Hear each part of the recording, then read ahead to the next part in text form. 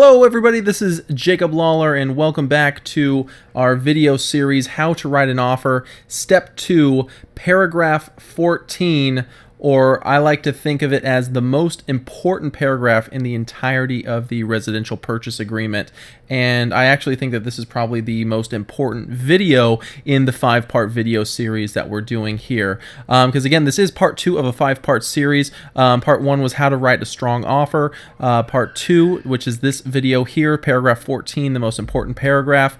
Part 3 is how to use ZipForm Plus. We're going to take you through how to actually utilize ZipForm Plus, how to go with a live listing and write an offer with some clients.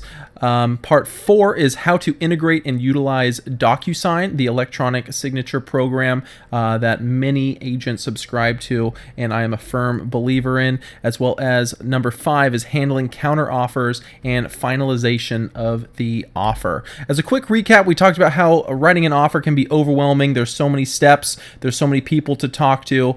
We try to simplify it that a seller really only cares about 2 things. Number 1, greed, and number 2, peace of mind. We also talked about how anyone can get an offer accepted by being the highest offer price, and that it takes a skilled professional to understand how to write the best offer while not being the highest. And that's how you really drive value to the consumer, you really drive value to your clients, and you really earn your commissions. That we talked about the 4 steps to the best offer possible. Number 1, we gathering information from the listing agent. We talked about how to do that.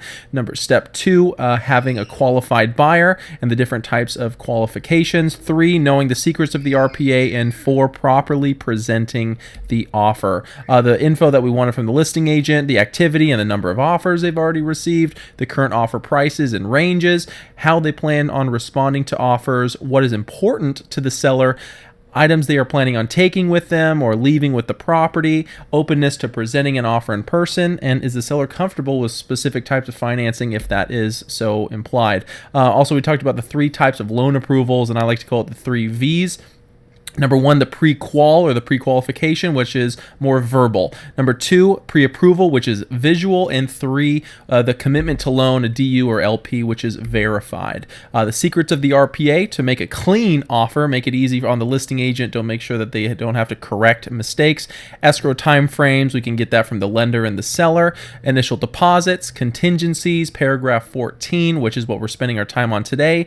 The expiration of the offer and the supportive documents. We talked about the offer presentation. Number 1, first and foremost, would be in person, then down to a video chat. Step 3, phone conversation. Step 4, email, and if you have to, good God, using a fax machine. Also gave you a bonus tip from the success kid here. If you don't recall this video or this photo that's been circling the internet, try to show the property while the sellers are home. This gives you and your buyers a chance to build rapport with the sellers. On more than a few occasions, sellers have taken our offers over others, even at higher prices, because they connected with the buyers. But again, do not talk about negotiation with the sellers. That is technically illegal. An easy way to get your license revoked. So I hope that was a quick recap. So let's get into paragraph 14. So what is paragraph 14? Well, number 1, paragraph 14 is pretty much, with the exception of 3 lines, the entirety of page 6 in the RPA. It's one of the longest paragraphs, but it's also one of the most important. So why is it important? It contains what I feel is the largest loophole / gray area in the entirety of the contract. And I'm a big believer in the thought of knowledge is power, and the more you know about the contract, the more you are in control of the transaction. And the more you're in control, ultimately the more power you have in it. Let's get into what paragraph 14 actually says. So the intro to paragraph 14, and what it's called is its time periods, removal of contingencies, cancellation rights. The following time periods might only be extended, altered, modified, or changed by mutual written agreement. Any removal of contingencies or cancellation under this paragraph by either buyer or seller must be exercised in good faith and in writing. Good faith means true and fair intentions, meaning you can only cancel for a true and fair reason, aka do not lie and say that that is in good faith. So this whole paragraph is prefaced by in good faith. Paragraph 14, Section A talks about the seller obligations. Basically, it says that the seller has 7 days to provide buyer with all of the items that they're due, any reports that they know, all the disclosures that they have, and information for which the seller is responsible under those various paragraphs and sections that it has down there. Long story short, the seller has 7 days to provide buyer with everything that they know about the house. Paragraph 14, Section B, this is really the main chunk of it that talks about the buyer obligations. So what we're going to do is we're actually going to dissect this step by step. So Paragraph 14, Section B starts with the buyer has 17 days after acceptance unless otherwise agreed in writing to, number 1, complete all buyer investigations, review all disclosures, reports, lease documents to be assumed by buyer pursuant to Paragraph 8B5 and other applicable information which buyer receives from seller, aka review all the paperwork that they receive on Part A that we just talked about before. And the big one here is approve all matters affecting the property and deliver seller signed copies of statutory and lead disclosures and other disclosures delivered to seller by seller in accordance with Paragraph 10A. This is where I feel is a gray area, is approve all matters affecting the property. Now, we can get into a big discussion about what a matter affecting the property is, but long story short, they have to approve of all matters. For me, that's a huge gray area, is what's to be considered a matter that affects the property. Realistically, we can if we were a good attorney, a $500 or a $5,000 an hour attorney, we can pretty much argue that anything that is a significant good faith reason can be a matter that affects the property. So if you really harness in on this one section of Paragraph 14, long story short is a buyer can back out of the property or of the transaction if it is in a good faith reason, meaning it's a valid excuse, meaning whether it be the foundation is cracking, whether it be there's leaky plumbing or anything that the buyer doesn't want to deal with. It says that the buyer has 17 days after acceptance to approve of all matters affecting the property. It's a pretty darn big contingency, and that's why I like to think that it is the biggest gray area in the contract. So we covered 14B1. So 14B2 talks about within the time specified in 14B1, which is again 17 days, buyer may request that seller make repairs or take other action regarding the property using car form RR. Now, the seller has no obligation to agree or respond to buyer's requests. Make sure that you understand that. Make sure that the buyer understands that. The seller has no obligation to agree or to respond to the buyer's requests. So we covered 1 and 2. Now part 3, by the end of time specified in 14B1, which is again 17 days by default or otherwise specified in this agreement, buyer shall deliver to seller a removal of the applicable contingency or cancellation of this agreement. However, if any report, disclosure, or information for which the seller is responsible is not delivered within the time specified in 14A, then buyer has 5 days after delivery of such items or the time specified in 14B1, whichever is later. Long story short, if the seller forgets to supply some sort of disclosure, when they submit that finally to the buyer then has 5 days to approve of that item. So even if it's past day 17 and then the seller gives them the TDS or another disclosure that they have to get, even though it's past that 17 days, now the buyer has 5 additional days to approve of that disclosure. So this is where it gets weird. Everything kind of gets put together pretty good to this point. We know it's 17 days. If something comes in later, they have 5 extra days. But Section 4 talks about the continuation of the contingency. It says, even after the end of time specified in 14B1 and before seller cancels, again, 14B1 is 17 days after acceptance, if at all pursuant to 14D, buyer retains the right in writing to either, number 1, remove the remaining contingencies, or 2, cancel this agreement based upon the remaining contingency. Once the buyer's written removal of all contingencies is delivered, seller may not cancel this agreement pursuant to 14D. So let's back it up for a second. Even after the end of time specified in 14B1, buyer retains the right in writing to cancel this agreement based upon the remaining contingency. Wait, what? Let's take another look at that. It says, even after the end of time specified in 14B1 and before seller cancels, if at all, pursuant to paragraph 14D, buyer retains the right in writing to either remove the remaining contingencies or cancel this agreement based upon that remaining contingency. There was a new addition to the RPA as of December 15th, which is when I'm recording this video, that talks about access to the property, that the buyer shall have access to the property to conduct inspections and investigate for 17 days after acceptance, whether or not any part of buyer's investigation contingency has been waived or removed. So what this new portion states is that even though up at the top where it talks about continuation of contingency, even after that end of time, they still reserve or retain the right to cancel. This talks about the seller only has to make the property available for inspections for 17 days. And C, you can actually check this box and remove the contingencies with the offer, but it's stating down here that that is going against the advice of a broker. So do not ever recommend that they remove their inspection contingency prior to actually entering into escrow. So if you're able to keep your contingency in effect even after those 17 days, meaning it's day 18, day 19, that the property or the contingencies remain in effect, in the sense that if you haven't physically removed them in writing, they remain in effect, which makes our contingencies an active contingency as opposed to a passive contingency. A passive contingency would mean on day 18, boom, the contingency's gone. But what it talks about in the continuation of contingency, that even after that time, the buyer still retains the right to cancel. Why even have a time frame if the buyer can go beyond it? I mean, isn't that just a meaningless time frame? So let's go back to that section where it says even after the end of time specified in 14B1, and then it states and before seller cancels, if at all, pursuant to paragraph 14D.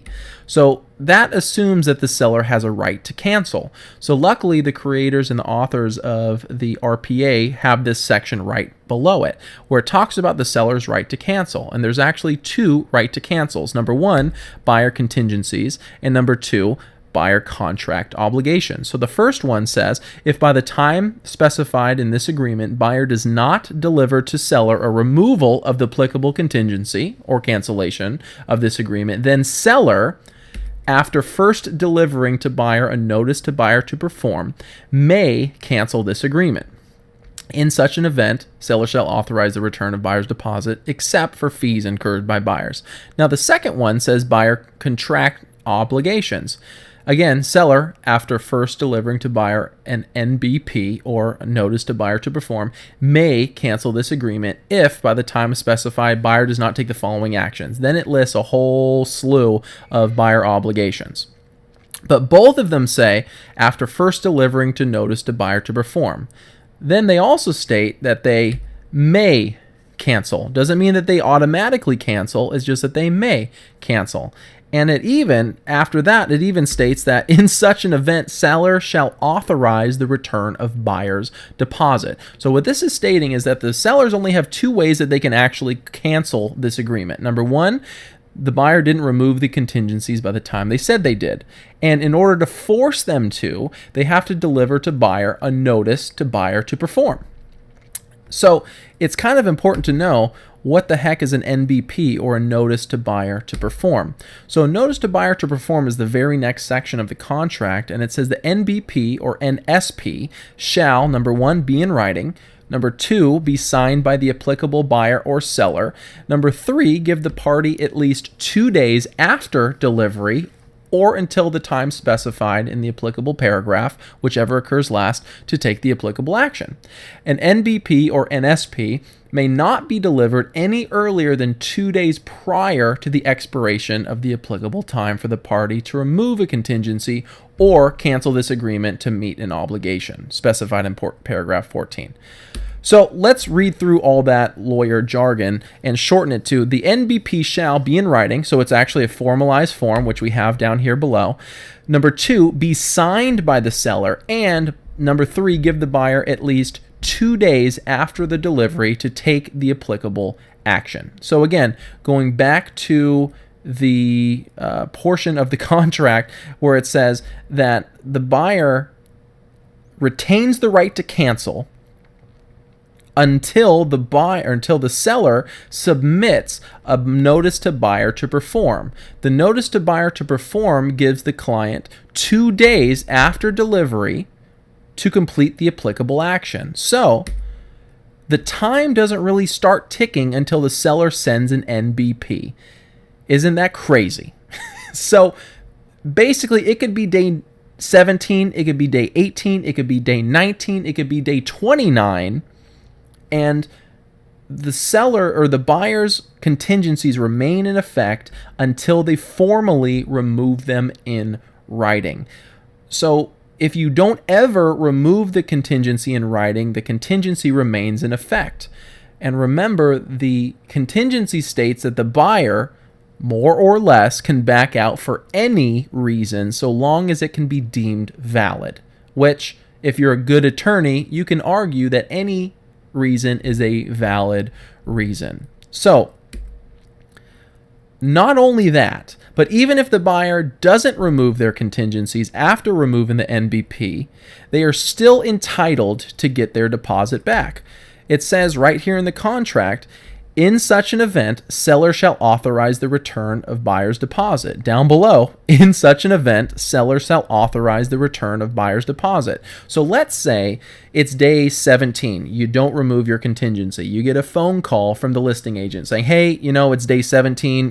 Do me a favor, send over that contingency removal. You say, sure, Mr. Listing Agent. I'm getting together with the buyers this evening. We're going to go over everything. We're going to send over that contingency removal. Day 18, you get a call. Hey, I didn't hear from you yesterday. The seller's kind of getting a little bit anxious. Would you mind giving us that contingency removal? You say, sure, sorry about that. We got held up. The buyer got held up at the office and they weren't able to meet with me. I'm meeting them this afternoon. It says, fine, not a problem. Send over that contingency removal whenever you get a chance. Text me whenever you email it over because the seller's really getting on my back. Never call him back. Day 19. He gets the phone call. Hey, come on. The seller's getting pissed. It's now day 19. I'm going to have to send you over that notice to buyer to perform. So that's now day 19. That gives you then 2 extra days after delivery and receipt of that to perform that activity. So you don't have to actually remove it until day 21. Let's say you give them the big goose egg. You stick your nose at them. You say, you know what? Forget it. We're not going to remove it. Even if you're a deadbeat buyer, and they then cancel the transaction, you are still entitled contractually to receive your deposit. Isn't that crazy? So, what's the big deal with removing contingencies? Why would a buyer hesitate on that?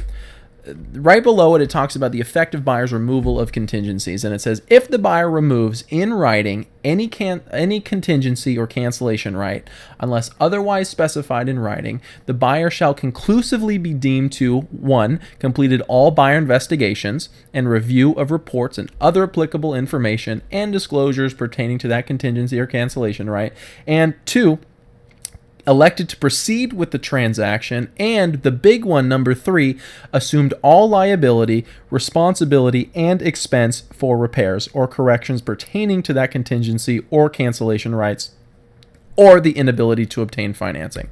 So what it talks about here is the reason why we want to hold off removing contingencies until you're 100% certain, and even until you're formally asked, is you're assuming all liability, responsibility, and expense for that contingency, or in this case, the inspections or the condition of the property, once you remove your contingencies. Basically, you're opening yourself up to, hey, you're taking the home 100% as is, you're accepting the condition, and you're moving forward. So my personal recommendation is to only remove buyer contingencies when, number one, you're formally asked, and even if you're formally asked, number two, the buyer is 100% certain that they are moving forward and they're 100% okay with the condition of the property. So the next section of paragraph 14 talks about the failure to close escrow. It says, before buyer and seller may cancel this agreement for failure on the other party to close pursuant to this agreement, buyer or seller must first deliver to the other party a demand to close escrow. Now, the demand to close escrow is a little bit different from the notice to buyer or seller to perform, in that it gives the party 3 days as opposed to 2 days. And again, a DCE may not be delivered any earlier than 3 days prior to the scheduled close of escrow. So this last section of paragraph 14 has scared some people, but it's really not that big of a deal if you really break it down and think about this. Effective cancellation on deposits. This is always a big concern, is if the buyer or seller give written notice of cancellation pursuant to rights duly exercised under the terms of this agreement, again, remember, good faith, the parties agree to sign mutual instructions to cancel the sale of escrow and release deposits, if any, to the parties entitled to the funds. Now, if you go back to paragraph 14, talking about where in such an event seller shall authorize the release, so they're duly due, I guess you could say, the initial deposit back if they're canceling based upon the condition while they still have their contingencies in place. Fees and costs may be payable to service providers and vendors for services and products provided during escrow. Now, examples of that is, if they agree to pay contractors through escrow, or sometimes escrow handlers, if they've already drawn up escrow docs and had notaries come out, they'll be due that amount of money, which, something to note is that they can only charge you if it is stated and agreed upon on the escrow instructions. Except as specified below, release of funds will require mutual signed release instructions from the parties, judicial decision, or arbitration award. If either party fails to execute mutual instructions to cancel escrow, one party may make a written demand to escrow holder for the deposit. Escrow holder, upon receipt, shall promptly deliver notice to the demand of the other party. Now, this is the part where people started freaking out.